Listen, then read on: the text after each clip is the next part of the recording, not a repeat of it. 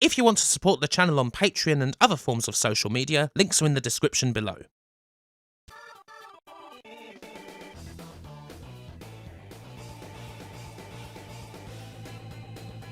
Us Western YouTube folk, reviewers and the like, usually have one word to describe Sega after the Mega Drive. Depressing. Now Lord knows I've done that, because hey, it kinda was. Now sure, there is no denying the greatness of both the Saturn and the Dreamcast, not to mention plenty of their arcade games. The quality was still utterly there. But they just weren't competing. Not only were they being trashed by a rampant Sony, their old rivals Nintendo were smashing them in the charts too, leaving both of these great systems a distant, barely mentioned, thoroughly unwarranted third. Even loyal folk like me ended up switching to Sony and elsewhere, because Sega just weren't all that hot anymore. However, that is only one half of the story. The truth is, what happened was kind of a reversal. In the 32-bit generation, while the Saturn huffed and puffed in the West, Sega were finding success in their home country in a way that they'd never done before. The PlayStation may have been number one there too, but the Saturn was a thoroughly respectable second, utterly outstripping Nintendo. And in the game centres, Sega was king, perhaps more so in the late 90s than at any other time in their history. As much as they'd sacrificed their advantages elsewhere to do it, Sega were riding high at home. And arguably, no other game defines this reversal of fortune more than the game we're covering today, Last Bronx. Some of you may not even know the game that well. Over here in the West, it is a thoroughly obscure fighting game, one that barely made a wave in the arcades, and didn't do much for the Saturn despite a heavy advertising campaign. If anything, it's the other weapons-based beat-em-up, the one that was utterly dwarfed by Namco's Soul Edge. In Japan, the opposite is true. Last Bronx is one of Sega's biggest and most memorable hits, an arcade juggernaut that also spawned mangas, art books, lots of merchandise, and even a live-action movie. Few games from the period contrast quite as much in terms of success in regions as this one does. Not bad going for another fighting game. And so it's a story worth telling. Oh, and don't worry, thirsty ones, we'll get to page 3 eventually, mark my words. Last Bronx is a Model 2B Sega arcade game, and one of many successful fighters that Sega were releasing at home. A whole group of games that spawned thanks to their monstrous hit Virtua Fighter series, but came complete with differences. Fighting Vipers is another one that's probably quite well known, for example. Last Bronx's difference is that it is, of course, a weapons-based beat-em-up. The characters wield sais, tonfas, nunchucks, sansetsukens, and other implements that'll do severe damage. Both it and Namco's Soul Edge share the honour of being the first motion capture-based weapons fighters, making them a great deal faster and more impactful in execution than other entries in the subgenre. Now of course, we in the West all know about the original Soul Edge, or Soul Blade on the PS1. That theme song, the big weapons, the awesome graphics for the time, being welcomed to the stage of history. It's right up our street. It was a big hit, and it's one of the games from the time that most everyone who was gaming back then is likely to remember, let alone that it was followed up by the almighty Soul Calibur series. But weapons aside, it and Last Bronx are very different beasts, and in Japan, Sega's game was a great deal more popular. The fantasy setting of Soul Edge wasn't exactly snubbed or anything, but for a Japanese audience, Last Bronx carried a great deal more resonance, and a bit of context is needed to understand why. Last Bronx is a product of its time. As far as fighting games go, it's incredibly grounded. Nothing fanciful about it really. Every character is a human, and in fact they're all members of different gangs. The setting? Well, it's Tokyo. Cityscapes, parks, that sort of thing. But a skewed dystopian Tokyo, ravaged by the very thing that crushed Japan in the 90s. Utter stagnation. The 90s is known in Japan as the Lost Decade. The time after Japan's massive asset bubble, the cause of a boom in the 70s and 80s, burst completely. Wages dropped, belts tightened, jobs disappeared, and growth ended. It is estimated that in the period between 1995 and 2007, Japan's GDP dropped by nearly $1 trillion. Shwa! These were not good times. Such times tend to produce great works, which was certainly the case with Japan's film, music, and video game output over the decade. And it helps to look at a lot of those works through the lens of the lost decade. Last Bronx Tokyo Bangeishi, meaning Tokyo Wasteland, is unquestionably a lost decade game, one of the most blatant examples, one where the stagnation has led to disorder and societal collapse. Now these mostly young hotheads control the streets, all carrying weapons and dressed in outlandish Harajuku gang-style clothes. Sega AM3 really tried for full-on narrative here. The character list is a whole tangled web of interpersonal relationships, rivalries, and even unrequited love. The main character, Yoko, is the brother of Ken Kono, aka Red Eye, the game's main villain, who even then is merely a human who was damaged by fire. There's no fireballs, psycho crushers, or anything like that. Just people fighting in a tournament organised by the Red One gang. So yeah, it feels a bit different, and there's fewer single fighting games with as deep a narrative. Mind you, the game also has some touches of weirdness, most of which ended up removed when the game came out elsewhere. The game features advertising from real companies, most of which was replaced internationally, but the recognisable brands add to the dystopian Tokyo feel the same way that they do in something like Blade Runner. There's also the famous alternative weapons cheat. The serious weapons get replaced by things like chopsticks, umbrellas, bits of corn, a model of the Shinkansen, and even a giant frozen tuna. Weird, but suitable. Now you're fighting with landmarks and emblems of Japanese culture in a crime-ridden Akira-style nightmare. Last Bronx is stacked full of social commentary and story, which was one of the reasons why it really took off. It made it incredibly easy for the game to translate into several mangas, and even a film. Now the film itself is a bad and very low-budget direct-to-video affair, but it does exist, and is at least notable for being one of the first flicks directed by Takeshi Shimizu, later of Ju-on fame. But of course it was also successful because of its excellent play, which again was different from most other beat-em-ups of the time. Last Bronx is, in 2 words, quick and brutal. It's pretty hard to get used to at first. Weapon strikes cause great damage. A good combo can take just about anyone from full health to virtually knocked out in a flash. You only have 3 buttons, punch, kick and guard, but you really don't need more as they're enough for plenty of different moves and combos. To succeed, you need to pick the right time to attack, but that doesn't mean you can just sit in guard because you'll get thrown. The big mechanic of the game is the feint. With a press of the guard button, any strike can be turned into a feint, and this is what you use to draw your opponent out and find that opening for a combo. It's actually kind of like kendo. You know, the Japanese martial art with the staffs. When you first play this game, you will get beasted, nothing more to it. You'll try and rampage forward, or you'll be too passive, and you'll just get blown apart. You need that balance to be able to strike like a cobra. You can evade too, of course, but only backwards and forwards. And you can't rely on cheap win-outs because all of the stages are closed. However, you can jump on the barriers, and once you master that, well, hoo boy can you do some satisfying stylistic finishes. There's also a serious aerial combo juggle mechanic. When you send someone flying with a heavy strike, you need to learn how to maximise the damage, destroy their wake-up game, and crush their spirit. Rounds are only 30 seconds long, but they really don't need to be any longer with the way the game is. Does the fighting system work? Hell yeah, it works. Last Bronx is a superb fighting game. It can feel frustrating and alien at first, but once you get used to it, you'll have tons of fun. Some have compared it more to SNK's weapon-based fighters, Samurai Showdown and The Last Blade, lent to anything that Namco tried to do with the Soul games, and I think that's quite fair. It certainly stood out back then as a unique fighter. Not AM3's most unique fighter, of course, that title belongs to Virtual On, but a different kind of game. The great graphics, fluid 60 FPS, and brilliant music seal the deal, and make Last Bronx an essential fighter. One that rightly found tons of success in its home country in the arcades.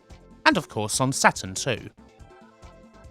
Last Bronx's 1997 Saturn release came on 2 discs. It was filled with anime cutscenes and what have you, but also a hugely extensive training mode, so much so that the second disc was required. It also featured a new Saturn mode that added a different final boss fight for each character, along with all the other usual features such as survival and time attack. It's certainly a pretty awesome release, and the Saturn conversion itself is virtually spot on.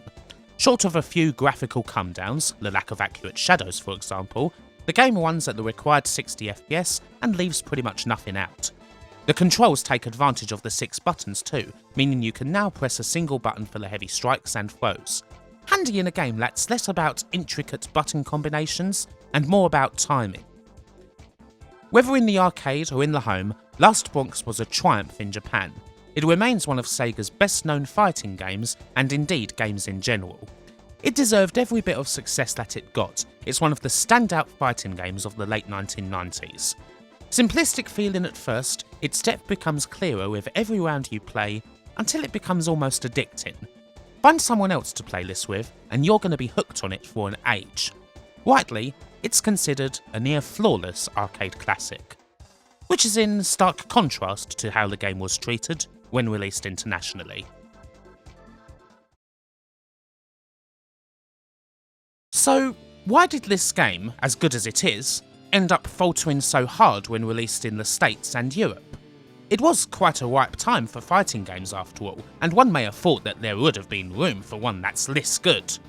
It's not like Sega just cast it out there either. Especially when it comes to the Saturn, Sega and magazines of the time gave it a serious drive forward, hoping to repeat the success they'd had in Japan. But it never happened. In the arcades for a start, Last Bronx barely made a wave. Now I live in one of England's premier arcade hotspots, at least it was back in the day, and while you could pretty much find multiple machines for nearly every big fighter going in the late 90s, I'm not sure if I ever actually recall seeing a Last Bronx. It seems like a great arcade experience, but why didn't it catch on? Now I suppose to start answering that, you need to look at the fighting games that we were more used to. They were perhaps a bit more outlandish, Street Fighter and the like. While the rise of the 3D beat-em-up did give the genre a bigger grounding in reality, at first anyways, the likes of Virtua Fighter and Tekken still had an obvious very wide range of characters, not to mention the odd flight of fantasy here and there. Speaking of which, Soul Edge's more European-based fantastical settings was also something of a hit with us. On the surface of things, Last Bronx does not have a wide range of characters. You do get one obvious heavy in the shape of Zamuku, and obviously all the characters do actually fight in very different manners once you actually play them, but they are all these young gang member types.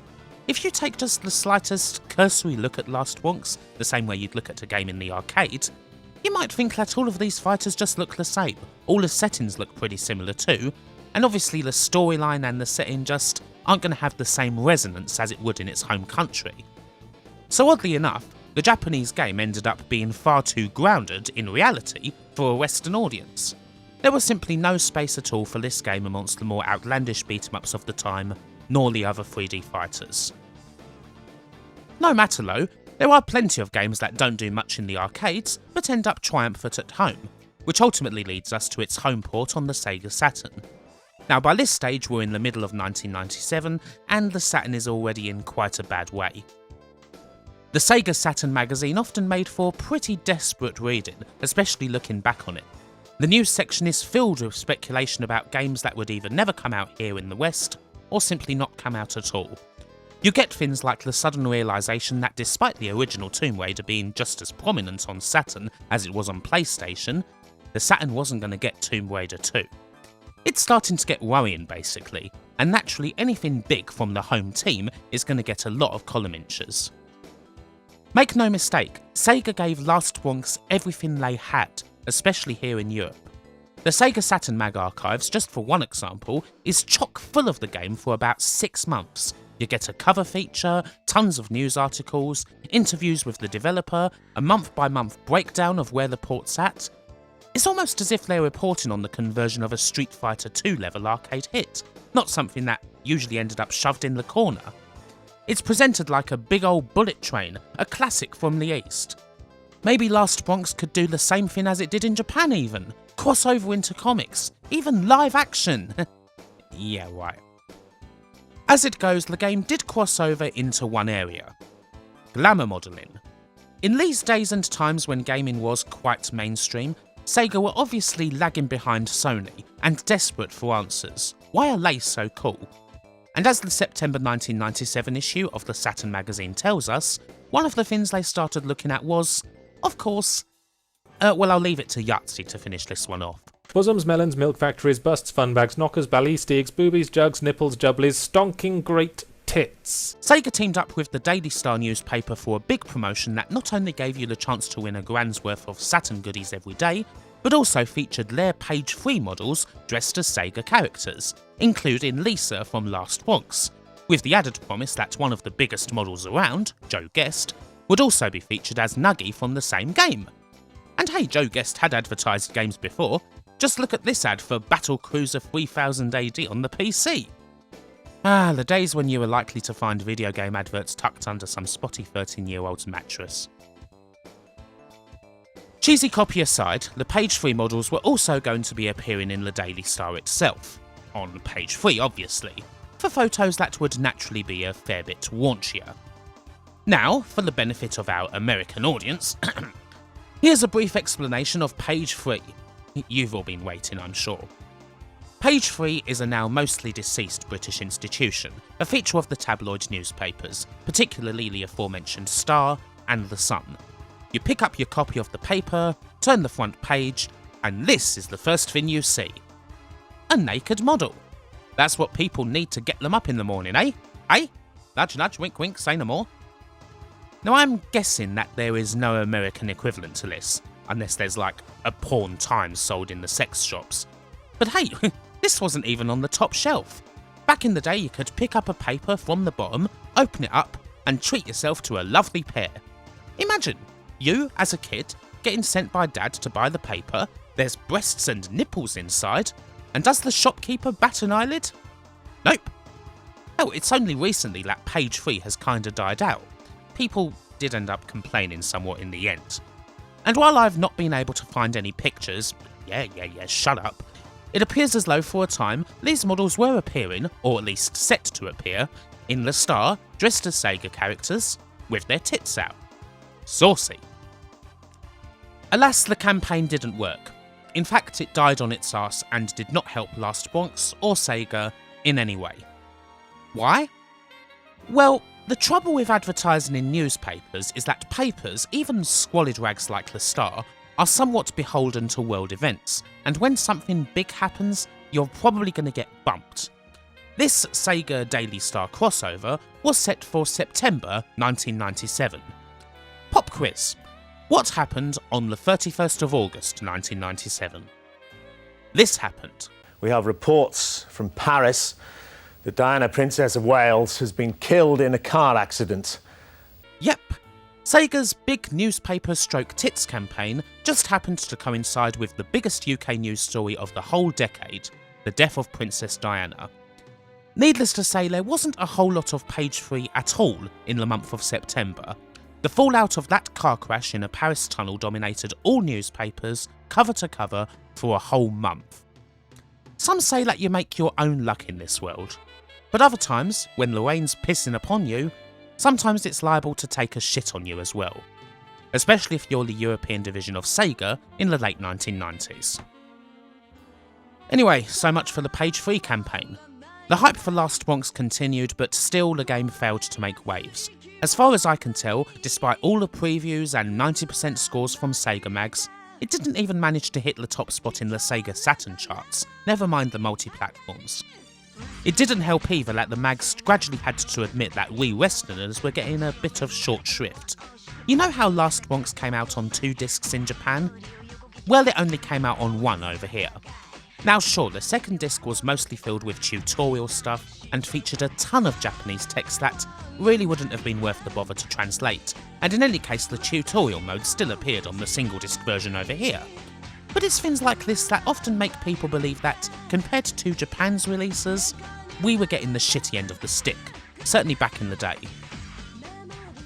And so Last Bronx failed to make an impact, which is of course a shame, because as we've already gone into, the game was bloody good.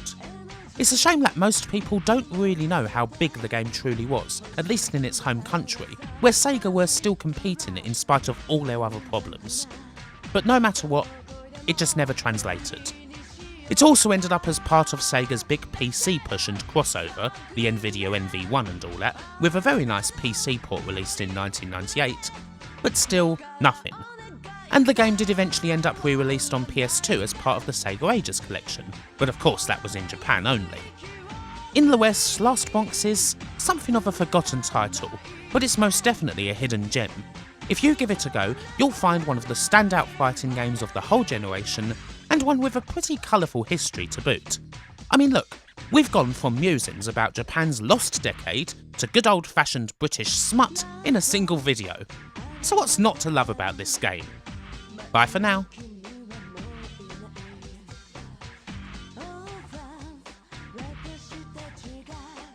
The community gives thanks to the following: Adam Schaefer, Alex Stocco, Andrew Dalton, Andy Capt, Audie Sawley, Conformist, Daniel Briggs, Daniel David Taylor, Dustin Cooper, Gary Pinkett, George Newton, Ghostly Spectre, Guatham Blackpool, Hunter, Iain Roberts, James Idd, James Loveridge, Jason Durso, Jason Goy, Jason Leach, Jason Stevens, Johan Eriksson, Josh Jensen, Lee Norris, Mark Johnston, Martin Pataki, Morten Skanin, Nanette McCrone, Nicholas Tristan, Olaf Albin, Peter Jack, Peter Sidorn, Phil Taprog, Pocky Southmaid, Rachel Maxwell, Romeo, Ryan Burford, Sammy Lee, Scott Coulter, Sean Zoltek, Seth Robinson, Simon Gulliver, Stephen Warner, The Unnatural, Tanyo J, Yucca Operator, and Zach Roach.